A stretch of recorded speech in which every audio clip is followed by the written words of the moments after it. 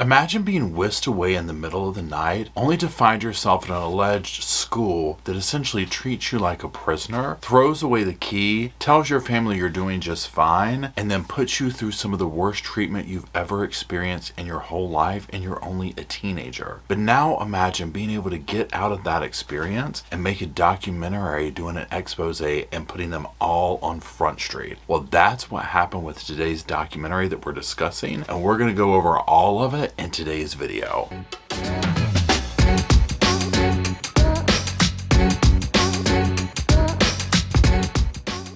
So the other day, Roscoe and I were sitting on the sofa and I was going through my email and I looked at the total amount. Y'all, it was like 10,000 plus, okay? Now I know I'm like purposely on social media. I get it. But nonetheless, I was like, this can't be good. What all has my email and how dangerous is this? So then I was like, well, let's just run on over to old Google and just see what comes up. Have you ever Googled your name or your email address? Yeah, you might want to. I knew it was time to clean things up, and that's why I'm using the sponsor from today, Aura. Aura shows me all the data brokers that are selling my information and putting it out there, and they automatically submit opt-out requests for me. So it's super easy to use. You can go here and you see the removal requests that they've set there and put in, and it sends them out and it keeps you up to date on it. So the vault is an awesome aspect of this service, of this app. You go on there and it shows you all the things at the top, the personal data, home, property, passwords, my documents. It's all very organized, which is what I need. Then you can even follow up and look at the data broker removal request. It shows you a whole list of them, where it's from, so on and so forth. Just this alone started cleaning up my daily email intake by just unmeasurable amounts. But not only the spam issue, it helps with hackers, people getting your information from bank accounts, emails, passwords, you name it. And there's also tons of other things that it does, and I'll name a few. Password manager, antivirus,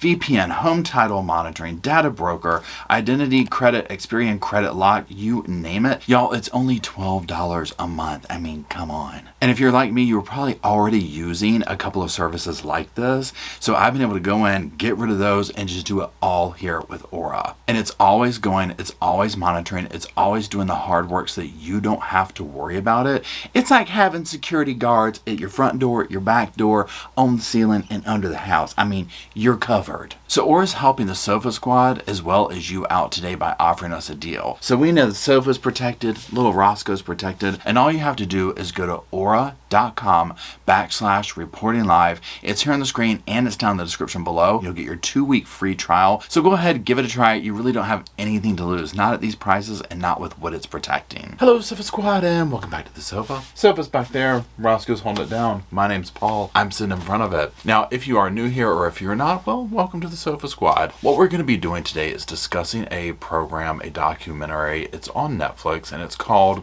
The Program. You can see the image up here on the screen. This was a 3-part series, a little over 3 hours long, and this essentially is an expose on the troubled teen industry. So what we're going to be doing in this video is we're going to be discussing it. Now, the way that these videos work here on this channel is this. First of all, I have my podcast channel. We watch a documentary a week and then we talk about it over there. I make an edited version of my notes of the discussion points to put on this channel, as this channel is more just edited for people who don't like my live chat channel, that kind of a thing. So what I do is I literally sit in front of the TV with my phone and just and type out notes. And then what I do here is I literally sit in front of the camera and read off notes. So that's how this video works. So there's not going to be clips from the movie and all that type of stuff. I will say this is one of the ones I often will tell you if I feel like you need to watch it or not. Absolutely. Okay. This story needs to get out there. This is still going on right here in our United States of America. It's and elsewhere too. But I mean, this is going on in your own backyards is what I'm trying to say. If you're watching here in the States, and it's awful. It's awful. So that being said, we're going to talk about all of it. We're going to talk about the amazing job that the director Catherine did. So before we jump in, if you do want to follow Roscoe and I outside of the YouTubes, you can follow us on Instagram. It's on the screen. It's in the description. Go on, give it a click. So here's what we're going to do now. Let's do I'm talking like a very quick little overview. And we'll start by reading the tagline that Netflix assigned to the docuseries. Now it says, years after being sent to a disciplinary school, a woman still haunted by her experiences exposes the corruption and abuse of the troubled teen industry. And that she did. Now, very quick, at the end of this video, we are going to look at a couple of websites and things of that, like Where They Now type things. So just stay tuned for that. We'll get through the docuseries first. Please hold. Okay, so now let's go over a few nuts and bolts of the series so that we can all be on the same page, right? Now, also, just so you know, my notes are right here on my laptop, and so I will be referencing those and looking at them. I usually just read it direct from my phone, but there's so many on this. I was like, we need the major thing. We need the laptop.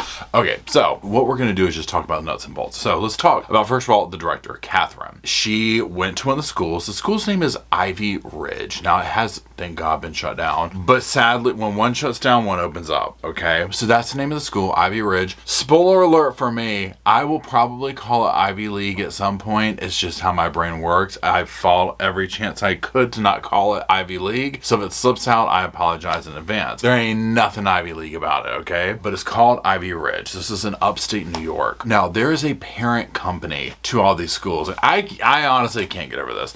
It's called Worldwide Association of Specialty Programs, and the acronyms are WWASP. And I'm just like, okay, can't make this stuff up. All right, so Robert Litchfield is a name you need to remember. We'll be discussing him towards the end. Well, throughout, but at the end as well. He founded WWASP. His brother, Navin Litchfield, is front and center in this documentary. And yeah, I'm talking pure cringe, okay? So if you get secondhand embarrassment, I just, trigger warning, it's going to slap you across the face hardcore when we get to him, okay? It's bad. So these are just a few major names you need to remember, but especially Catherine. She has worked for 10 years on this, and she did an amazing job at this. Not only do I think that this is going to help put, well, it did. I mean, it put this on the map for a lot of people that truly didn't know what was going on, but I think this is definitely going to just accelerate her career as far as directing and this kind of stuff goes. So here we go. Episode 1 is titled, Where the F Am I? Now, Academy at Ivy Ridge. This is in Ogdensburg, upstate New York, like I was talking about earlier, upstate New York. And what we see at first is a group of kids going through an abandoned building. Now, there's lots of stuff just left. Files, personal information, computers, you name it. Now, you will be shocked at the stuff that this school just left behind. It was like they closed the doors one day and walked out. They left social security cards, health files, evidence of abuse, security footage of them abusing kids on DVDs.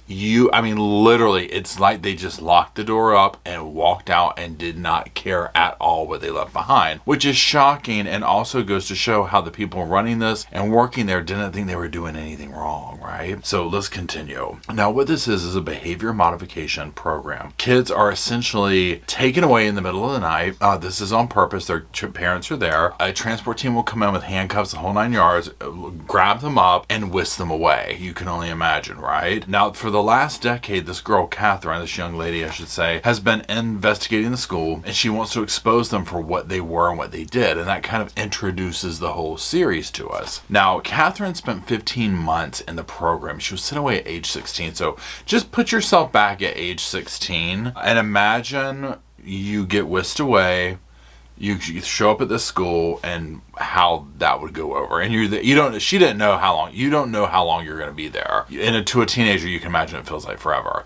So, and going through this building, the Ivy Ridge, she finds her own paperwork. Now, she grew up in a really conservative, religious type family. She was very involved in her church, youth group, and she filmed everything. One of the arcs is the story, for me at least, was seeing her career, but also her relationship with her father, and we'll get more into that. Now, her mom passed from breast cancer when she was very little, and her dad got remarried when she was 7 to her air quote evil stepmom. She said things got bad at home. She started drinking, smoking, hanging out, and she was then transferred to a private Christian school during her sophomore year. But during that, she was caught with a Mike's Hard Lemonade, and she was made to withdraw. Now, she said that she thought her dad was coming to pick her up from the school, but instead these two people with handcuffs pick her up and say that they're taking her to her new school. And again, you can only imagine, right? You can only imagine. In fact, we need to sip it from the cup on that one.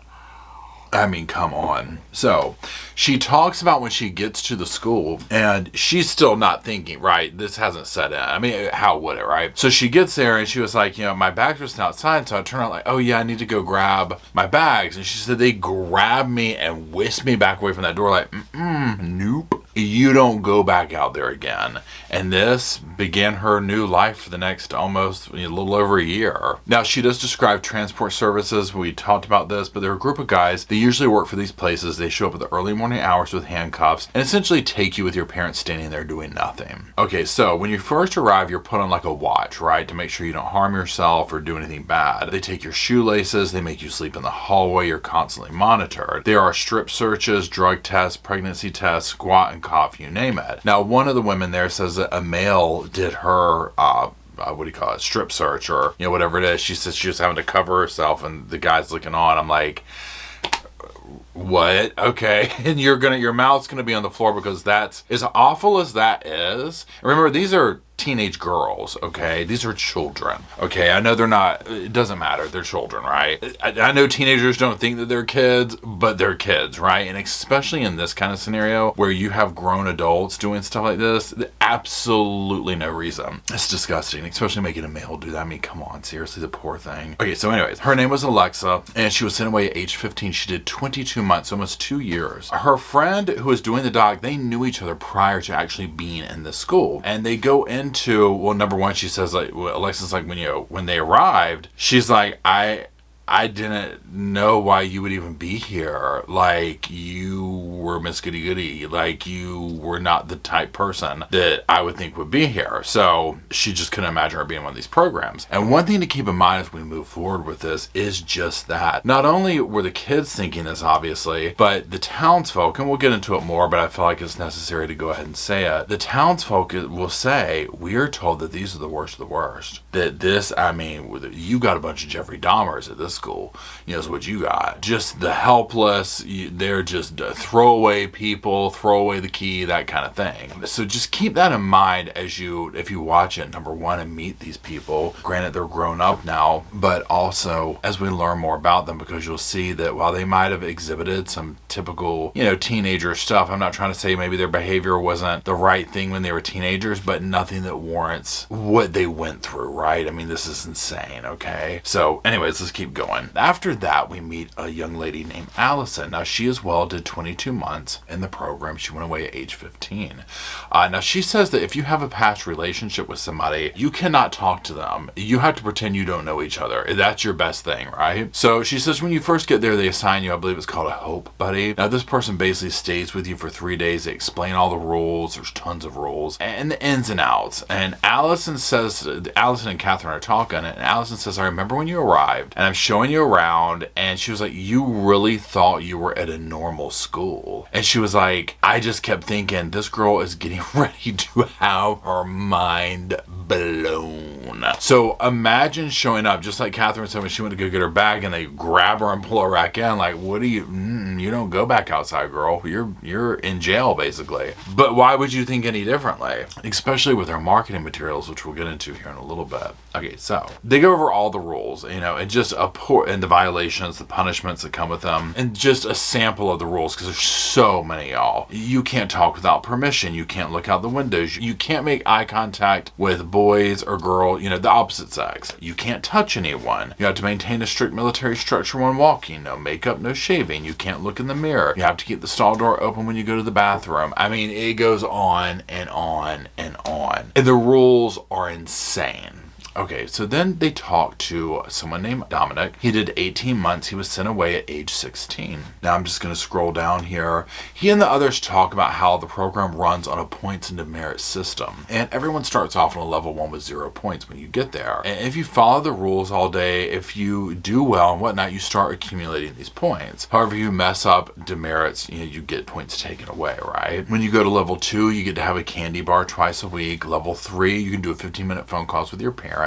And then when you get on up there, you can shave, you can talk, you can wear your hair down, you can look out the window. Level 4 is the ultimate level. So like level 3 and 4, you're getting like a lot of normalcy going on. Now, Catherine says that they intentionally make it so that you're stuck there forever, right? And that's my thought process too, because especially the more we learn, follow the money, that's the name of episode 3, is why would they want you to leave if it benefits and behooves them for you to stay? And not just the school, the staff are incentivized for keeping you there as well. So why would they really want you to leave? Granted, they still have a plethora of people coming in, but they don't want you to get better and go. They want your parents' money. Now remember, Catherine was whisked away, right? So she finally gets a letter from her dad. Now I am going to read some of it here off the screen. And it says, the reason that I had to arrange for special escorts to pick you up was that I was afraid that if I picked you up and brought you home, then I would go soft and just let things go. You know, I tend to be a pushover where you are concerned, like lots of dads and daughters. So I didn't trust myself to do what had to be done any other way. But look at it this way. I had to sort of trick you in order to do a good thing to help you escape from your own dangerous behavior. By contrast, you have been deceiving me in order to do dangerous and illegal things. If you felt betrayed, then you know how anyone feels who has trusted someone and then found out that they have been lied to. And being able to trust another person is the only basis for having any kind of relationship. So one of the frustrating parts about this documentary is that, you know, these kids are whisked off. Now, these schools aren't sitting here telling these parents what are going on. They're making it look like the kids are in, you know, a club fed kind of a thing. And they have it on such lockdown, the kids can't sit here and tell their parents. They'll get in trouble. They'll get their points taken away. They'll fall back down to 0. You can't look out the window, right? So hearing the parents and whatnot, which on one side of it, I can understand a parent wanting their child to do better, get back in line, the whole 9 yards, you know. However, this right here is absolutely not the answer, okay? Like anything but this, okay? So anyways, so Catherine shows us around the facility, like where they slept, where they went to the dorms. And they had, this is very eerie, they had built-in hallways outside. So like a normal like cement thing that would go to the next building was like built in. They showed this to you, so you never actually went outside. Now she gives an example of what would happen when you did go outside. And she was like, they went outside and she was like, see that building right there? And it's not that far, y'all. And she was like, we had to go from this building to that building, but they did not trust us to go, so they would take a school bus and pick us up here, load us on, and take us down there. The whole time people watching you, don't look out that window, don't look out that window. Well, you know what a school bus looks like, right? So it's like, are you kidding me? Now, a girl named Diana talks about how she absolutely would not conform, right? Absolutely 100% not. And how the staff is making like a challenge amongst themselves, like, who's gonna break Diana? Who's gonna break Diana? And she just refused. So they're like, you have to go to intervention, which is a small room where they isolate you. And they would make her lay on the floor with her chin up and body pressed down on the ground for hours. And so like imagine that like you're the floor, like screen's the floor. She was like this on the cement floor. And I'm like, you know, and I said this in the live chat, but I'm thinking through the eyes of a 46-year-old body, and I'm like, oh, girl. It'd take me hours to get up off the damn floor after that. I'd be like, I'm done. Beat me if you have to. Ain't no way I'm getting up. My left leg's numb. It's not going to happen. You know, now I'm not saying, oh, she's a teenager, she can take it, because that's absurd. And you know what it reminds me of? It reminds me, if you followed the Jody Hildebrandt and Ruby Franke case, the punishments that they put on their children, or Ruby's children. Same thing here. Same thing. It's just crazy. They would make Diana carry a box around. She held it up, and I don't have one here, but imagine like a thing with copy printer paper in it. It would have reams of paper in it, she said. She says she would have to carry this around all day, every day as a punishment. They made her run in gym with it. And I'm just thinking, you know, why? Why would you even think to do that to another person? Why would you even think to do that? I can remember back in like 3rd grade, 4th grade, that kind of thing where, you know, you were getting punished. Go stand with your nose against the wall for 15 minutes because you were doing stuff like that, right? Now, this is public school where, you know, they obviously shouldn't be doing stuff like that, like this right here. But I'm trying to think of somebody doing that and being like, you're there for 8 hours. I mean, that's torture, right? So anyways, so the next thing is, let's talk about the classrooms, the school. So they show us the classrooms, and y'all, they look absolutely horrible, okay? It's literally rows of computers. Now remember, this is like, you know, a hot minute ago. Y'all, these computers look like the first computers ever invented, number one, like little Tandies or whatever they were. I mean, but rows and rows of these like old school monitors. Okay, there's windows in the thing that you cannot look at, right? Or look out. And they said you weren't allowed to look out at them. No one was, here's the thing, no one was actually teaching. They said that there would be someone sitting in there that you could, if you raised your hand, you could go like ask them a question or they come by. But they said they were literally all working on homeschool programs on the computer, and that they would just keep taking the little test until they got 80% or better so that they could move to the next thing. So education stops once they enter the school. And we'll get to even more of that here in a minute, because your mouth's gonna fall on the damn ground, okay? We're past falling off the sofa with this one, y'all. I mean, literally, that's how bad it is. Okay, so there's a journalist that's interviewed throughout this, and he says no formal education, no form of education whatsoever. Okay, so then as a quick side note, there is a guy named Jason. He's a director of Ivy Ridge. He had a YouTube channel, cringe completely. He hired his little brother to be head of academics. He bans a bunch of books. Basically, like, so I would not be credentialed to work in a place like this that you would think of like some kind of school or strict, you know, punishment, things like that. Y'all, it was like, oh, you've worked at McDonald's before? Come on, you want to be principal? Go on. Just the office is over there. Just go get a little name tag, put principal on it. You're good. You want a bonus this year? Come on too. Yeah, I mean, literally it was like that. You worked the ice cream machine at McDonald's, you kept working for 2 days in a row, go on, you're the director. You know what I'm saying? Like, that's literally what it was like. You know, best friend, family, it was corrupt. So then Catherine's talking and whatnot, and she talks about how she wanted to get revenge and make a documentary. And so she's talking about what she's done. You know, so they go to the small town there, this place is at. They go to a diner, and she is meeting a woman named Miss Sis. She was a floor supervisor at Ivy Ridge. Catherine knows her, worked with her, or whatever, or was under her charge or whatever. She kept an eye on everything. She was very loud. She was very unapologetic. And apparently she was very big on the strip searches.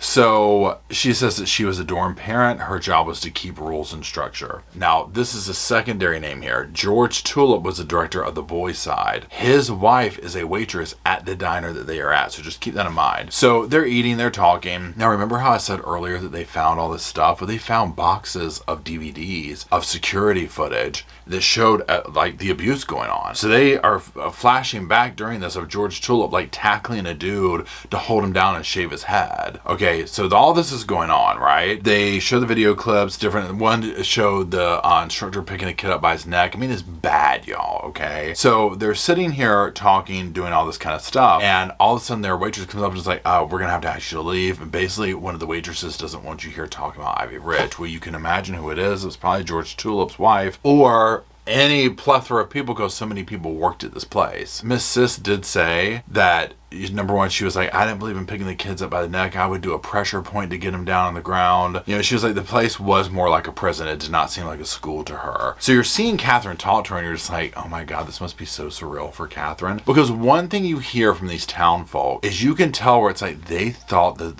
they talk about this like it's just like a job. Like, yeah, so when I'm stocking the shelves at Walmart, I like to do the heavy stuff first so I don't get tired, and then I do the light stuff. Okay, that's how they talk about it. Like, oh yeah, I do the pressure point, takes them right down. Now next we meet a gentleman by the name of Sean. He was in the program at age 15. He was in there for 2 years. Can you imagine? Now they find a bunch of handwritten notes that are basically like infractions, and they are signed by George Tulip, and they describe the punishment that he did to the kids. So they're looking at it like, well, here's signed confessions of this abuse, right? Now Sean also finds a bunch of CDs with archived security footage on the building. This is what I've talked about before, and I just made a note here saying I can't believe they left this stuff here. You know, it shows the stuff that we've talked about before. Now we meet Quentin as well. 8 months and at age 15, never made it past first level. It said as punishment he was fed 2 pieces of bread and 8 ounces of milk for 2 weeks in a locked room. He is clearly very traumatized from what they did, and that's one thing that you will see in this is literally this formed life, as you can imagine, lifelong trauma for these students, these children, now these young adults. This was not just this fractured family. families, and many people ended up taking their lives. We'll get to that here in a little bit. It was bad though. So then we are going to revert back to some of the discussion here, and they're talking about some of the punishments and the things that went on there. And one of the things that I found alarming was there's no security cams on the girls' side of campus. So all the stuff that you're seeing is from the male side. Now Diana talks about physically being forced to take meds and like them standing on her chest and doing stuff or whatever. And then another young lady talks about SA. You can only imagine how rampant that probably was, both on the male and the female side. But she talks about one of the female workers SAing her. And I just couldn't wrap my mind around the fact that I was like, there's no security cams on the girls' side. Like, really? Okay.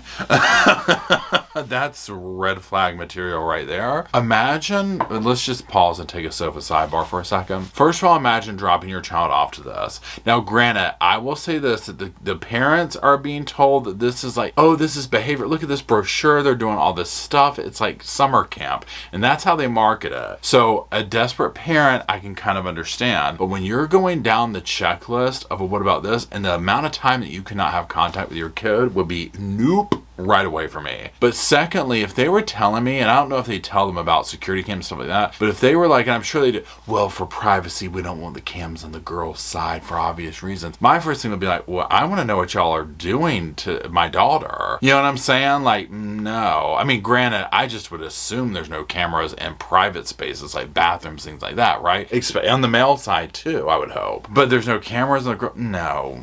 Absolutely not. Put my kid back in the damn car right now. We're going. You know what I'm saying? Again, drink from the damn cup on that. Because then you have this, it's a free-for-all of these sickos who are working there. They can just go do whatever they want to the girls, right? Under the guise of like probably, oh no, we don't want to, put the ladies out there. Come on. The stuff that we saw them doing, that they were comfortable doing on camera to the boys, I can't fathom no cameras. Anyways, I'll get off my soapbox. Okay.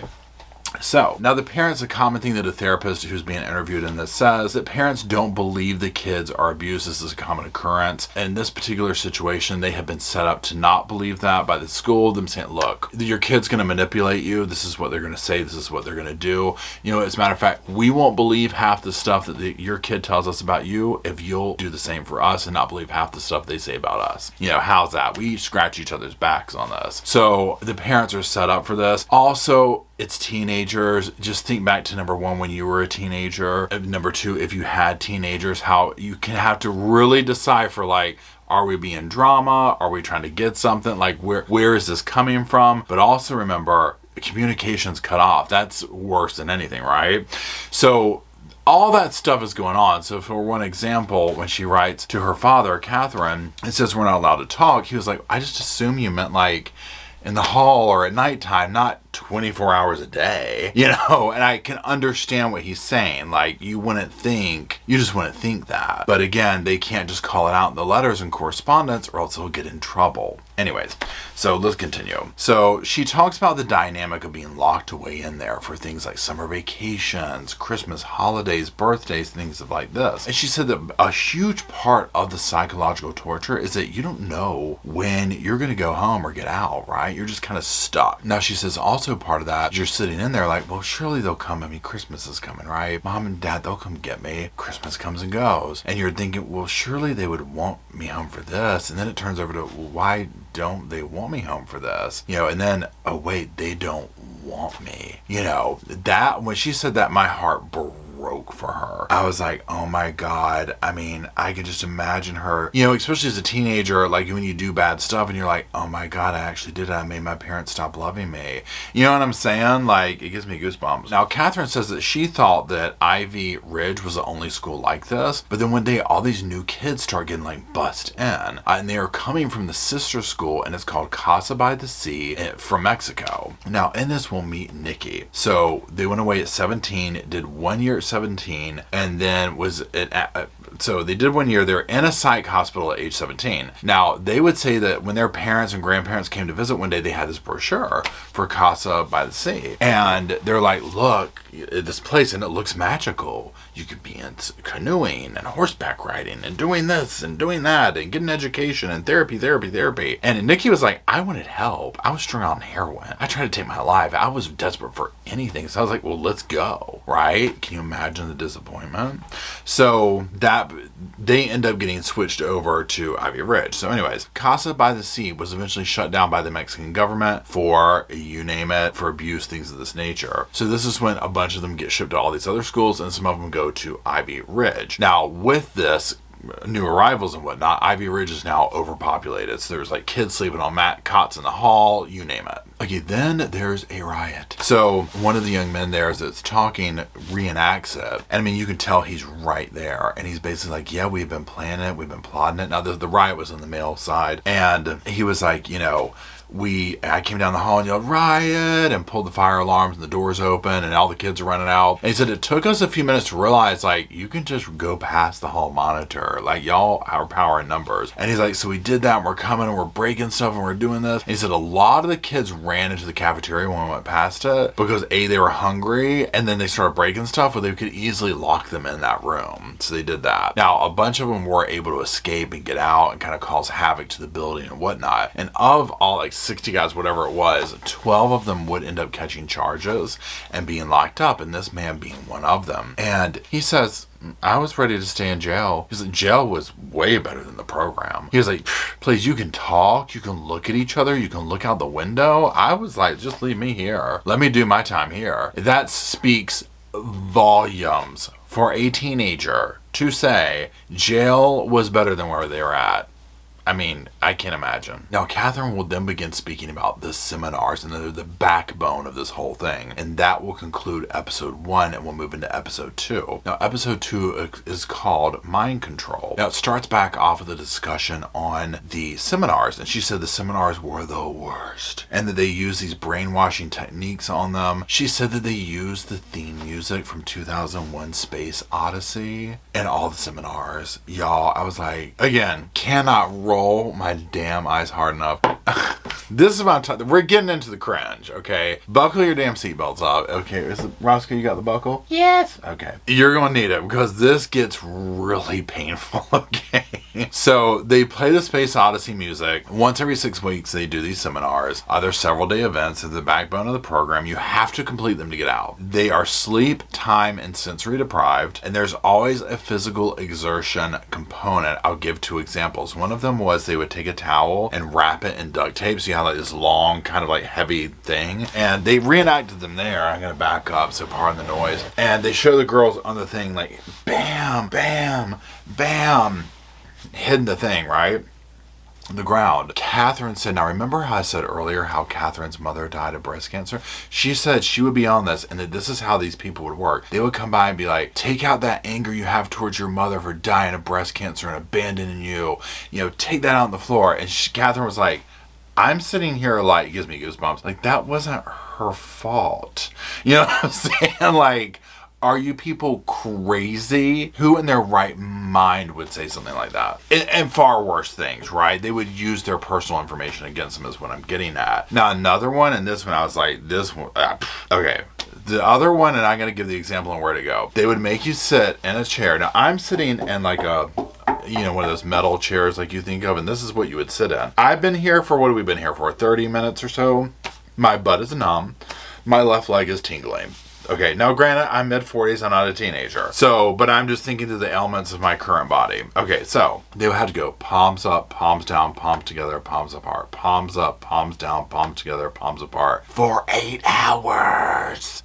Here's my thing. About 5 of those, number 1, I'd start messing them up. Number 2, I'd just fall out. I would hypnotize myself. I'd be like, palms up, palms down, face down, bam. I mean, there's no way. And I'm just like, but again, I get it. I'm sitting in the comfort of my home, but the fear of God is in them, right? Of, oh my God, I'll get my demerits taken out. I have to do this. Can you imagine sitting there being forced to do that for hours upon hours? What sicko would get pleasure out of doing, I mean, making somebody do that? So then they talked about this thing called large group awareness training. They also talked about the house. The Synonym house is where the troubled teen industry began. They also talk about attack therapy, and this is basically where you find somebody's weak points and zero in on them and scream and yell at them. And the founder kind of like used this method to put into all this therapy things. Now, once this original place was disbanded, that's where it kind of broke apart. They changed their focus to things like the program, and it went more focused in on like the troubled teen industry. So then they talk about the talks and group meetings that they would do, and they do an example, and it's like super cringe, and basically it's like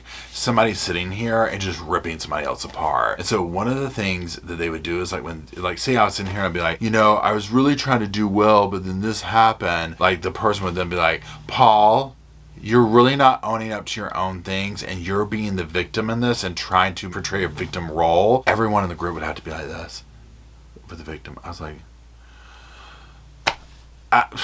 go ahead and take 50 damn points off. I'm getting ready to say something.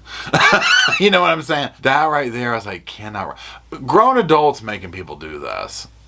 I can't roll my damn eyes hard enough. Makes me sick to my damn stomach. Ridiculous. You know, okay, 100% that the power hungry people who got in some of these positions who had never done anything with their lives, you know what I'm saying? Like, in that place comes to town, they get this job, and they probably got like an qualified position for them. Oh, they were eating it up.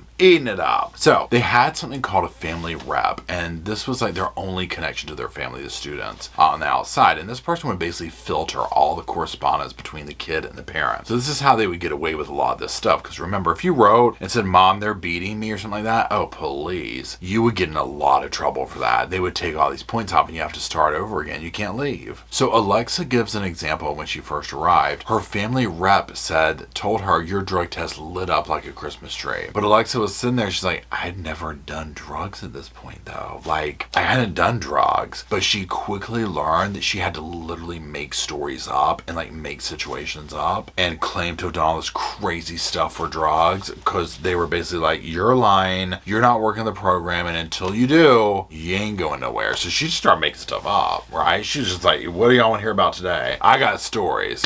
You know, and I mean, again, I'm just like, what's the point? No, there's this thing called PC1, and this is an event where they get to see their parents for the first time. So she hadn't seen her parents, Catherine hadn't seen her parents in 6 months. Even if you hear about these people who send their kids off to these like elite boarding school, stuff like that, they're corresponding, they're talking, they're seeing these kids. At some point. This right here is insane, okay? So I hadn't seen him in 6 months. The siblings were allowed to visit for 1 hour, and towards the end, they bring one of the siblings in there, and she, you know, Catherine was like, basically like, maybe my sister will see that this is insane, you know, and save me. But again, you can't say that, you can't speak out. So then they start talking about making it to the upper levels. And this comes after a conversation where they talk about, basically, they break you down to this realization of, there's no way out of here other than just going through the program and doing it. So once you are broken down to this level and like, okay, I'm going to do it, to get to the upper levels, you can do things like, you know, off-ground visits, and you can take these short visits off campus, you know, to visit with your parents. They'll give you this strict list of rules when you go, and like a major one is, do not ask to go home. Do not talk about this, do not talk about that. You can't do this, you know, all that kind of stuff. So we then meet Katie. Now, she started the program when she was only 13. She did 19 months. 13 years old, remember that. She has coordinated getting people back their files that she found. So she has this big like shed at her place or her mom's place, wherever it was, and all these files that she's contacting people. Do you want this? Do you want this? Do you want this? So Catherine, the documentary director, says when she found the files and started working on them, she decided to go no contact with her father and decided to do it for 15 months, which is how long she was in the program. Now, what she wanted to do was to be able to really give herself the first time to be angry and to process all the feelings. She said up until this point, she really hadn't been able to process it. Everything was a whirlwind. You know, when she got out, which we'll talk about here in a few minutes, she was like, I was on pins and needles that they'd send me back, and I don't blame her. You know, and so once she started going through this and putting all this stuff together and going through this evidence, it's bringing up some stuff, and a lot of it's anger towards her father. So she's like, you know what, I'm going no contact, and it's going to be for 15 months, and you can see what that's like. Now, then they start talking about the manipulation that goes on, the mind control and all this type of stuff, and they said that the biggest manipulation in these situations is that of the parent, because obviously they have the money. It's their kid in there. So they have to treat the parent as the main customer who they convince. So the program heavily relies on referrals from said parents. And they will give the parents 1 free month for every referral that they get. So that's a major incentive. And they do talk about like that's their huge business. And they give examples like so-and-so's brought all these people in from the church. And so you can only imagine what the parents are. Oh, it's wonderful. Oh, it's wonderful. Oh, yeah, little Johnny goes, he loves it. You know, kind of a thing. So then Catherine will sneak into an event for parents who currently have kids in the program, and it feels totally cultish. Now, not this specific school that she went to, but like one of these, right? Then they speak to, I think, Katie's mom they speak to, and she went and to one of these like situations for the parents or whatever, and she was like, I got a lot out of it. And she was like, you know, they really wanted you to get out of your comfort zone, out of your shell. And she's like, you know, I went against everything that I believed and everything that I knew of to be myself, and I wore what they wanted me to wear. Y'all, this really need to button your thing up. They showed pictures, y'all, a group of grown women with children they're putting this are all dressed like streetwalkers. Boas, you know, campy, but nonetheless, I'm like, what? What's the point of that? Well, it gets worse. Then they show the dads, the fathers. They had them dressed up in drag, and like the YMCA guys, the village people, like that. I was like, what? Maybe it was strippers though, because that, like, you know what I'm saying? Like the police uniform, the construction, like it's vice versa because they did look like the village people, but it also could be maybe strippers and they had them in drag. And I'm like, what's the point? Okay, there's a million other ways to get out of your comfort zone. Maybe some icebreakers, right? I mean, these people look like a bunch of idiots. Okay, I'm just gonna be honest. I'm sorry. I'm just like, at what point? But here's the thing too. If no red flags went off for any of this and they were fine sending their children off, then this, why get nervous now? They want us to dress up as hookers and streetwalkers and, you know, and drag? Sure. Why not? Just another Friday night. So then Catherine and them are sitting there talking, and they're like, you know, how did this seminars have such a hold on the parents? And, you know, one of the other girls there is just like, well, look, there's a couple of things that come to mind. Number one, they weren't doing the same stuff they were doing to us in the program. And number two, they could go home at the end of it. You know, they could go do something stupid and then go home. It wasn't a big deal. And I'll tend to agree with that. Now, they start talking about the marketing, how it's all live, how they did all this stuff to make it look like there's activities. But the kids were like, these were just publicity stunts, right? They talk about this makeshift prom that happened, and they're all sitting around like, we didn't know how that was going to pan out because you weren't really even allowed to touch people or talk to people. Now, it was for level 3 and 4. But like the brochures that they would show people swimming and stuff like this, they're like, that, y'all, that never happened. And if it did, it was obviously a photo op, and that was it. Now, the guy that was behind the marketing, his name was Tom. Now, at the time, he was a local politician, and the program kind of like brought him in to, you know, number one for clout, obviously, but he went in there and just kind of did all this marketing. Well, now he was a pastor at a local church, so they find him and they're like, let's go visit him. And so they get in there, he's willing to talk to them, and they start talking, and they're basically like, you know, well, how do you feel that, you know, the marketing that you did was all a lie? And that's when he's like, now hold on here. Is this some kind of 60 minutes expose? Because if it is, I ain't talking.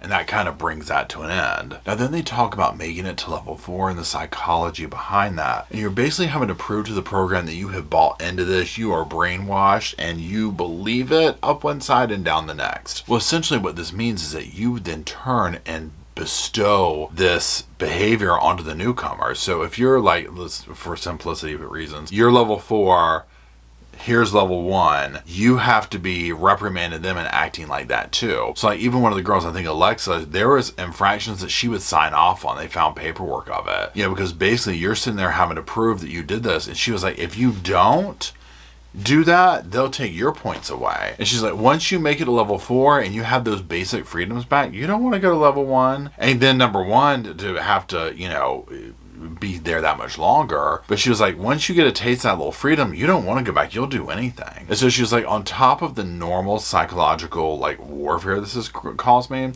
then you get out with like this other level of guilt of the things that you did to others. Now, at one point, Alexa will go to a mailbox and she found that family rep. Remember how we talked about Alexa's family rep told her that her drug test lit up like Christmas tree lights? Well, she found the drug test in this paperwork, and it was negative. Okay, so there's the proof. So she photocopies it and she writes, "I'm not a druggie, you crack, you know what," and leaves it in the mailbox. Well, that person ends up calling her. There's clearly this line of communication. And so they show them all sitting around this table and they record the phone call. And this person at one point says, "You know what, maybe I was a little brainwashed too, but basically I don't feel like I did anything wrong, and I don't remember that. I can't take accountability for something that I don't even remember doing, and I don't feel like I did anything wrong at all." So it was very interesting. And again, I felt frustrated for them because I'm sure they felt frustrated, meaning Alexa, the students, former students. But it just sounded like, you know, these people just treated it like, this is my job and now you're here griping about how I did it. Now, Catherine's dad will finally write her and say that he's ready for a visit. This whole time we've been seeing the arc of their relationship. And he kind of is dismissive, like, you know, "Can we move past talking about this?" And she's like, "No, we can't. You know, you're not taking this seriously." So he finally does. So they set this whole meeting up, and it's her and one of her sisters at this house. And he shows up, and she has like her camera set up, you know, over here. She's over here. She's got the microphone. He's like, "Hey, you know, what's all this?" And she's like, "You know, I'm recording everything. I just want to make sure in case you have people that are gonna jump out and kidnap me for 15 months." And he's like, "Look, there's none of that going on, right?" You know. And she's like, "Well, what do you have to say for yourself?" And he's like, "I mean, I'm sorry." And she's like, "Well, okay," being facetious. And you can tell it is super awkward, and she is pissed. And again, I get it, right? Now, it gets very heated throughout this, and you can tell, like I said, she's bothered. And he says, you know, he was brainwashed too. He didn't know all this stuff was going on. Now, here's the thing. Remember this, because we're going to come back to it. They have their talk, they have their discussion, and we'll revisit the family situation in a minute. So, of the people that are in this docu-series, this documentary, whatever, Catherine is the only one of them that did not graduate. We'll get to that in a minute, because thank God she did not, right? She says that one day she's at the school and that her dad just all of a sudden appeared and it's like, "I'm taking you home." And she's like, "I'm riding home getting sick because it's like sensory overload. You know, like this is insane. Like I've just come from this environment." You're like, "What?" And all of a sudden you're going home and it's like, okay, hold on now. So that ends episode 2, and then we move on to episode 3. So the title of episode 3 is Follow the Money. Now, episode 2 ends with the students talking about a different school that she had to go to, and while she was there, they see the owner's establishments. They go on this field trip, and they see his estate. And so she's like, "Hey, I go home, I tell my mother," and her mother has spent $175,000 for 3 years of one of these schools. And her mom's like, "So that's where all the money went." And then it's like, if you want to know who the guilty person is, if you want to find the guilty person, follow the money. And that's what they do. So they talked to former staff, one member who didn't want to be shown, but they were like, "You know what, things didn't feel right. It felt like a prison. It did not match what I was told as, you know, a worker coming in." Then they also talked to another staff person who said, "Yeah, when I got the job, like there was no qualifications to work there, no background checks, no real training." Says that the town was told these kids are the worst of the worst. We talked about that earlier. Now, Ken Ray was the president of the WWASP. Before that, he was a security guard at a hospital type place. And so you see where you can go from rags to riches as far as positions go. And these places basically relied on unqualified staff to work at very low wages. Now, the average tuition was $3,500 a month. The food cost was less than $5 a day, and they used child labor for cooking and cleaning, like the kids that, you know, went to these schools. So they were able to keep their cost way down and charge exuberant amount of money for this. Now, at the time, and probably still now, there's no regulations for places like this, and they're desperately fighting right now to try and get that, but you can imagine the pushback they're receiving. Now, this is the part where 100% take a swig, 100% buckle your seatbelt up, because you're going to need it. None of the kids actually graduated with a high school diploma. They had a pretend little ceremony. They marched and got their little thing, and they handed them a piece of paper. One of them had it, and it said something like, "You're going to graduation." I mean, it was a pamphlet like you would get, right? That was their diploma. It's not an accredited school. So when one of the dudes went to go to get college, they're like, "Yeah, you don't have any credits. Like, you don't have a high school diploma." And he's like, "So I had to go get my GED." And I was like, "Are you kidding me?" That was the salt in the wound right there. I was like, now imagine this. Imagine you're one of the parents. You'd be like, "You don't have a what? You did all that and you still don't have a high school diploma?" Oh, I would have been pissed. Now, the Ivy Ridge officially shut down back in 2009, and Catherine will go to interview a lawyer who ended up suing the parent organization WWASP. I mean, this was over the death of a student at one of these, and so they said with this, they start looking into the school, the organizations, and they're like, this is a complete fraud. Well, they find, I'm talking numerous LLCs attached to these companies and running through and all that. And most of them are in Utah. Yeah. Now, like we said earlier, Robert Litchfield is the owner and founder of WWASP. It's a Mormon family from Utah. He got his start in a school and soon after opened his own school. Now, in the things and whatnot and correspondence and publicly, he will act like very hands off. I don't know what's going on here, but when they start digging through emails and evidence, he knew everything that was going on, right? His hand is in every little thing that's going on there. Narvin is his little brother, the super cringe dude who helped him build this empire. They're both still out there doing their thing, okay? This did not slow them down a bit. Now, Narvin's son eventually makes a Facebook post and he's like, this is who I am, this is who my father is, this is, who we are. I am willing to talk to anybody who wants to hear what I saw firsthand as his son. Well, Catherine was all over that, right? I mean, as we all would be. And so he's in the doc, right? He's in this doc. And he says that it's been years since he actually talked to his dad. He said that his dad is an a-hole. He's two-faced. He saw himself as a biblical scholar. And he says that, yes, this money starts coming in and they live this amazing, rich, nice lifestyle. Now, they talk about another one of these schools. It's called Carolina Springs Academy. It's in South Carolina. And he says that his dad will move them to South Carolina to open it, and then his dad goes to Costa Rica and opens another one. However, it got shut down. Narvin got arrested, but he just opened another one right back up, and he ends up sending his own son to one. And his son, the guy in here, he says, yes, my experience was not like any other kids. It still sucked, but it was not like, I did not get that treatment, so I'm not trying to claim that. Now, he says that he went to, it's like he did 2 summers at 2 different schools, and then went and worked at a third one or something, and on his 3rd day there, the principal was like, yeah, here's the keys, I'm done with this, congratulations, you're the principal now. And he's like, so I became the principal. 0 qualifications to be doing this. That shows you, it's just like, you got full set of teeth, can you breathe? Come on in, we'll make you the damn principal. You're the director, you want to be VP? Come on. I mean, that's how this place operated. Now, his son will say when asked, like, did your dad believe that this worked or anything like that? And he's like, absolutely not. This was literally just a cash cow. That's all it was a means to an end for his father. He could care less what was going on, quite frankly. So now there's a new program. It's called Solgria. This takes place at where Robert Litchfield lived. He's a massive estate. He has moved off the estate and his nephew now lives there and runs that program. And as a matter of fact, we're going to take a minute and actually look at the website. So please hold. Okay, so as you see here, now this is in Utah. Utah is the mothership of these. There's over 100 of these programs there. And you can see it's beautiful surroundings. And it says, at Solgria Leadership Ranch, we believe that asking for help is not a weakness but a strength. By providing expert leadership training in a unique and vibrant setting, our 3 to 6 month program allows our students the opportunity to expand their horizons, challenge their limitations, and collect the tools they need for a better life. So yeah, let's go to our story. Let's go to our team, actually. Let's look at that real quick. Now, look at the little thing that comes up. Who are you seeking treatment for? Okay, so Terry Bush, Tyler Hinton, therapist, program director. And I can almost guarantee you when you get into these, there's going to be little to no qualifications here. So you see here, looks like these photos are being taken there. Rick Weiser, I believe, is that the nephew? I could be wrong on that, but notice that a lot of this stuff is outdoors and that type of stuff. That's one of the things that they do with this program. And we'll get to that in 1 second.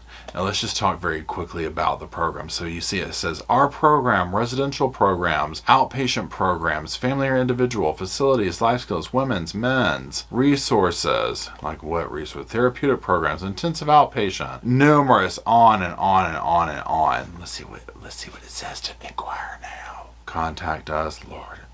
11 South Main Street, Hurricane, Utah. Okay. And And let's go to our approach real quick. Let's just look at that. Our approach, young adult mentored living. We know that in many situations, even though a teenager has become a legal adult in society, they may not possess all the skills to venture through adulthood safely. This age range specifically is subject to higher rates of depression, anxiety, taking your own life, ideation, and other challenges. This program bridges the gap between leaving home and living independently in a college or a transitional setting. Okay, I'm so sure. Now, Catherine continues to follow the money, and she sees that the Litchfields have made lots and lots of donations to political figures and whatnot. Now, they also talk about the GAO, the Government Accountability Oversight Hearings, I believe is what it is. They do an expose on this and the issues and all this kind of stuff. Like, they bring all this out, they expose it, they put it out there, but not much comes from it. You can only imagine the money that's going through people's pockets to make sure that these things can stay open. Now, Catherine will call a place and pretend to be a concerned parent that has an adopted child. This place specifically that she's calling caters to adopted children. And she says that, yeah, we can take your child, we can do that. If the child doesn't want to come, that's okay. Depending on the laws of the state, we can get a transport team. Well, we already know what that means, right? Now, then they say something like to Catherine, I can't remember exactly, I don't have it in my notes, but almost like, have you looked into blank? Because it's an adopted child. She's like, no. And she's like, oh, you need to, because basically we have a contract with the government that will pay the tuition for your adopted child, and your copay is $200. So as you see, they've gotten into the government contracts, this type thing. And these people, y'all, there's literally absolutely no reason why they should be doing this, okay? Zero qualifications, zero. Now, my next note I already said, but we'll go back over it again. Utah is the epicenter of troubled teen industry with over 100 plus locations in Utah. And then we're getting ready to go into where we'll get to here now. It says these days, Narvin Litchfield is still doing his thing. He hosted a karaoke with an open invitation on Facebook. So Catherine and her friends go there. Y'all, he's doing karaoke. I cannot get you there. It is so cringy, y'all, and embarrassing. Well, she gets up there with her friends and sings One Way or Another. I'm gonna get you. I'm gonna get you one way or another. It was very, interesting. So at the very end of the documentary, she talks about, her father and feeling bad about putting a documentary out there that's going to paint her father to be a bad man, because she said he's not. He's a good dad, and one of the joys of watching this is to see the arc of Catherine and her many things going on. Her recovery from the school, her career, her documentary, and then her family. Because a lot of these kids, like I said, this destroyed their family ties. Destroyed their family. I mean, can you imagine how you would feel towards your parents? So seeing that reconciliation was very nice. Now, during one of the conversations, they said that over 40 kids that they went to the school with had OD'd or taken their own life. Think to your high school class, your graduating class, if 40 of those people had done that. Some of you might, I don't know. It's a high number. It's alarming. Now, one thing I want to do also is to look at a quick website, and it is called, so one thing I want to do is look at another website very quickly, and this is the WWASP Survivors Awareness, Support, and Advocacy. And this tells you how serious this is, how many people are out there. So if we just go over here and it says about survivors, breaking code silence, legislative policies, Facebook merchandise donate, and let's just see, legislative policies, what that says there. You can see that this goes very deep into it. The troubled teen industry is a network of private youth programs, therapeutic boarding schools, residential treatment centers, goes so on and so forth. Due to the total lack of federal oversight and comprehensive industry standards, effectively none of these facilities are properly regulated by the government and are commonly unlicensed and unaccredited by any state or federal agency. That's scary. These places are in charge of children. Okay, this is absolutely horrifying. So then we have about WWASP history, programs, program structure, seminars. Then you have survivor testimonies, and just, I'm sure, heartbreaking stories and whatnot in here. Now, the last thing I want to do is look at this article. It's from Woman in Home, and it says, titled, "The Program, Where is Narvin Litchfield Now?" He is the brother of the disgraced WWASP founder, Robert Litchfield. And here's his picture you see on the screen. And, it goes, we won't get into the whole thing, but this is by Lauren Hughes. It was published 2 days ago. It's March 18th, 2024 here. So it kind of goes into a little overview of things up here. We see this, a little gimmicky ad here on the screen. It's just going on that. Now, so who is Narvin? Let's stop here for a second. You can see him down here. He's the brother of Richard. He started in the Teen Help Division, specializing in marketing and admissions, according to reporting from the Seminaholic. The publication details that Narvin then went on to specialize in search engine optimization for the WWASP and played a huge role in outreach for the company, raising awareness for schools like Ivy Ridge. Now, he was very good at getting search engines to, if you typed in stuff like about your teenager, this would come up. Like, really, he knew how to work that, and that's frightening. Now, it continues to go down. He does live in Utah. They have a large family, 4 children, stepchildren. Now, he has a Facebook out there, and he put this massive post on there about this. And very quickly, I'll just read the first part. It says, in response to a Netflix documentary making claims of alleged abusive programs connected to me personally, here are the facts as I have them in my possession. I was falsely accused in 2003, over 20 years ago, by 2 male students at my school in Costa Rica by the name of Rancho Dundee. These 2 students I had never really met, seeing that they came into the school while I was in South Carolina that summer. When a riot that was inappropriately and even illegally started, I immediately got on a plane that night and left my aging parents, who were in their 80s, visiting me at my home in South Carolina from Utah. If I had been guilty of the alleged abuse of the 2 students I had never met, why would I go back to Costa Rica immediately and willingly? Now, this will continue on, and honestly, it's just blubbering mess in my opinion, but it is what it is. So the point of this is these people are still operating. They don't care. They have their money. They're doing their thing, right? They're getting their bag, as the kids would say. So that tidies things up there. Now, what I want to do is just talk for a minute about my thoughts on the docuseries. So as I said before, I think it's amazing that Catherine was able to, get to where she's at. I think it's amazing that what she's done with this information and putting it out there. I knew places like this existed, and I know that like Paris Hilton's very vocal about the one that she went to. If you're familiar with her, Kathy Hilton had this done to her, my understanding. And so, it was very traumatic for Paris, as it was for these other students. And so Paris is very outspoken about this, about getting these places shut down. And as you see, there's just no oversight to them. Any situation like this, whether it's looking over kids, looking over adult populations, when you have this kind of power over someone, there needs to be oversight, there needs to be regulations. There's absolutely no reason why a school, number one, should call itself a school, can't even get a high school diploma from there. I mean, are you kidding? But number 2, the people running them, 0 qualifications. 0, okay? I mean, when you hear about like prison guards and stuff, like they have some kind of training. These people, it's just, again, it's like, hey, you looking for a job? Come on, we got good benefits. They probably didn't even offer that. But you know what I'm saying? So seeing these kids come together, one thing I really took away from this is I was like, this was lifelong trauma. This messed these kids up big time. And again, you heard numerous of them lost their lives to it. So to see these kids come together, they're young adults now, obviously, but come together and empower themselves by getting this and putting this out there, I thought that was amazing. Now, on a technical aspect, I thought it was a wonderful documentary put together. I think she did an amazing job. She's been working on it for 10 years. And like I said earlier, I really hope that this puts her kind of on the map, if you will, because it should, at least there could be a silver lining, I guess you could say. But yes, I believe these schools need to be shut down. I can totally get a frustrated parent at their wits' end. What do you do?